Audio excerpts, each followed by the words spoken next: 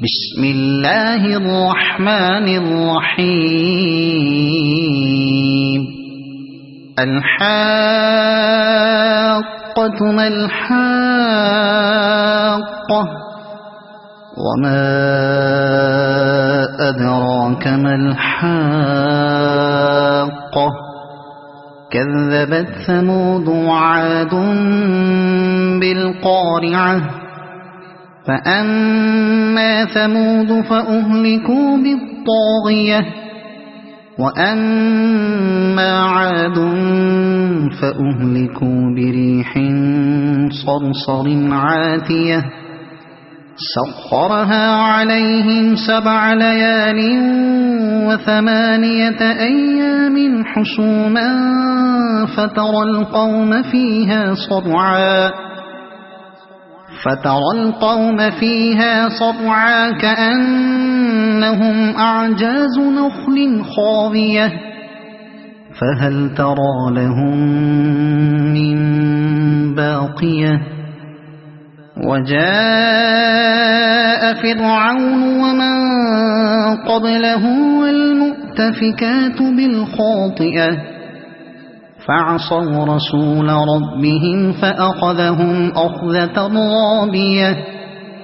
إنا لما طغى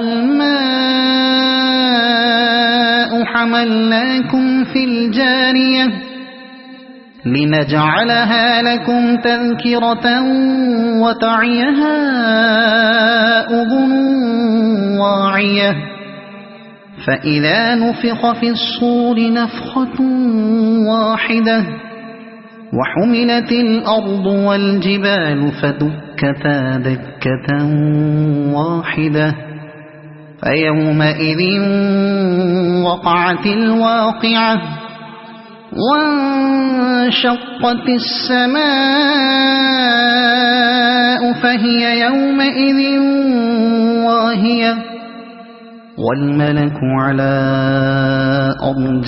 أرجائها ويحمل عرش ربك فوقهم يومئذ 8 يومئذ تعرضون لا تخفى منكم خافية فأما من أوتي كتابه بيمينه فيقول هاؤم اقرءوا كتابيه إني ظننت أني ملاق حسابيه فهو في عيشة راضية في جنة عالية قطوفها دانية كلوا واشربوا هنيئا بما أسلفتم في الأيام الخالية وأما من أوتي كتابه بشماله فيقول يا ليتني لم أوت كتابيه ولم أدر ما حسابيه يا ليتها كانت القاضية ما أغنى عني ماليه هلك عني سلطانيه خذوه فغلوه ثم الجحيم صلوه ثم في سلسلة ذرعها 70 ذراعا فاسلكوه إنه كان لا يؤمن بالله العظيم ولا يحض على طعام المسكين فليس له اليوم هاهنا حميم ولا طعام إلا من غسلين لا يأكله إلا الخاطئون فلا أقسم بما تبصرون وما لا تبصرون إنه لقول رسول كريم وما هو بقول شاعر قليلا ما تؤمنون ولا بقول كاهن قليلا ما تذكرون تنزيل من رب العالمين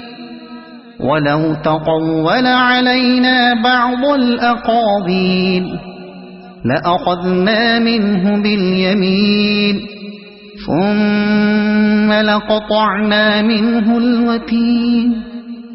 فما منكم من أحد عنه حاجزين